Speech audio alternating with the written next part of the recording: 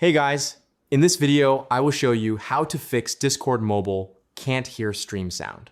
All right, so let's begin with the video. If you're watching someone stream but there's no sound at all, adjusting the audio settings inside the call usually solves the problem immediately. First, tap on the live stream to bring up the on-screen controls. Inside this menu, you'll see a volume slider for the app itself. Move this slider all the way up to make sure the main audio output is enabled and set to maximum volume. After doing that, return to the main stream or chat screen. Next, tap on the name of the person who is sharing their screen or streaming. This will open their individual user options. From there, open the voice settings specifically for that user. Make sure their personal volume slider is turned up, then locate the stream volume option and raise it to the maximum as well. Once both the app volume and the stream volume are fully turned up, you should be able to hear the stream audio properly and continue watching without any issues. And that's it.